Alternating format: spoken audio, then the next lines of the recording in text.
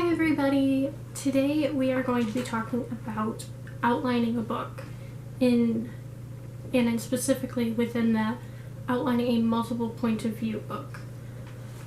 Because in a multiple point of view book you usually have multiple timelines you need to keep track of, and that could be very complicated, and that is what I am facing within my book that I am working on for NaNoWriMo. So the first thing that we want to go over is how I like to outline. So what I like to do is I like index cards for a start. The index cards I use have lines on one side and are plain on the other. Other people like to use colored index cards for different characters or different points in the story. That might work for you. In this case for me it would not work because I have too many characters to keep track of and it would not have enough colors. So what I like to do instead of multiple colored cards, I like to use multiple colored markers. My characters, 5 of them control elements, so each of them has a corresponding color. So water is blue, fire is red, and so on and so forth. And there's also side characters like sister and a father, queen, and they also have colors. But you primarily see those 5 characters. So that's mainly the characters I'm going to be focusing on today. So what I like to do with these index cards is what I did for the first book was I wrote down the chapter name, or the chapter number I should say, the character that is the point of view of that character. I later went in and put what day it was on so I could keep track of things. Because it is a fantasy novel and there is fighting, how long a person has had a wound for, so where would it be in the healing process, things like that, and then basic things that I need to know for that scene. Chapter 14, the main characters whose point of view we see is Queen Moraine. It is occurring on day 3 of the story, and the main plot points that I needed to know in that chapter were that it takes place in the cells below the castle, and that it is a way to demonstrate magic. So very, very basic. And I carried most of these cards around with me.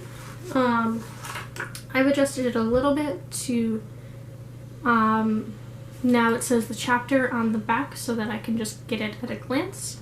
It also says who the main character is. This card just has more information on it. So this is a really good way of just breaking down the ideas that you have. The first step that you should do, in my opinion, again this is just my opinion this entire time, other ways will work better for you. So because I'm doing a project where I've already written part of it, I have main plot points that I originally wrote down before. And I also have a section that gives me 1-line descriptions of the chapters. So these are the 2 pages that I am really going to focus on today. So the first thing that I want to put down on my board, because we are going to use the wall here as a sort of bulletin board, because I don't actually have a bulletin board. So the first plot point that I have here is we meet Baron and we learn his story. So we'll put him there. The second plot point is that people need to start making an army.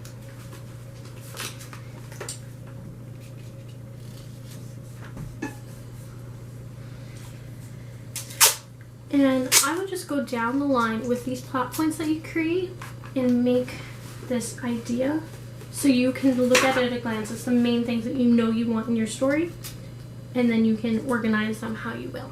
So I'm going to go and finish writing these plot points and then I'll be back.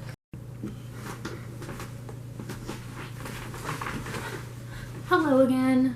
So as you can see, I've written down all of the major plot points that I originally had in my notebook. So where I stand is I'm about here in the actual chapters that I've written, and then I will need to finish these 4 or 5 points. I am like right in the middle of this one, the beginning of it. So what I'm gonna do now is, because it's a multiple point of view story, and because some characters are with some characters and some characters are with others, I'm going to rearrange this to show the breakdown, almost like a family tree of what characters are together and where they go and split and come together. I think it'll make more sense once I start doing it. So I'm going to start going. See you soon.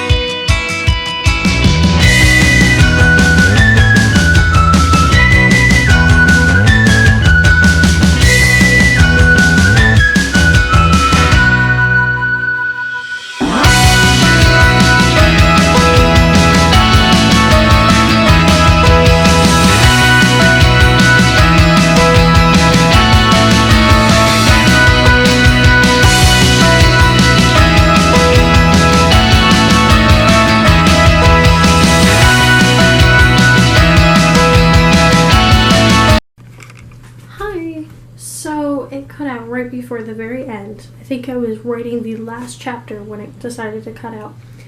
But I just wanted to show you guys the finished result of the chapters that I have so far. So you're in a little corner by my dresser. So up the top here, we've got a little key that I created that I found in the middle of it. It shows the characters and the colors that they signify. Baron's timeline is very filled out, where for others, like poor Jamie and Moraine, I completely forgot to write for them for the first couple months, or for the first month when I did NaNoWriMo, so I'm really going to have to fill out their story. But you can see where, as I said earlier, how things would split and come together. These two characters, Lyra and Paulo, get separated. So you see where they got separated, and hopefully they'll come back together about here. And then they'll meet up with these ones in the city of Hollins, and everyone will meet at the bottom. So I do still have some planning to do, but I don't foresee it taking too much more work because I know the end plan, at least for there. So for Camp NaNoWriMo, I'm thinking of writing another 30,000 words. If you... Ooh, that was shaky. If you enjoyed this video, give it a big thumbs up. Let me know what you think of this outlining strategy. I'm going to take all of these notes. I didn't say that before. I'm going to take all of these notes and put them into my computer, into a big Scrivener doc, so that I always have it with me when I'm writing. And I'll also put it on Evernote, so I'll have it on my phone and computer at all times. So if this idea works for you, awesome. I'll put a link to a couple other YouTubers down below whose outlining techniques that I like or slightly stole from, because everybody needs to make it their own.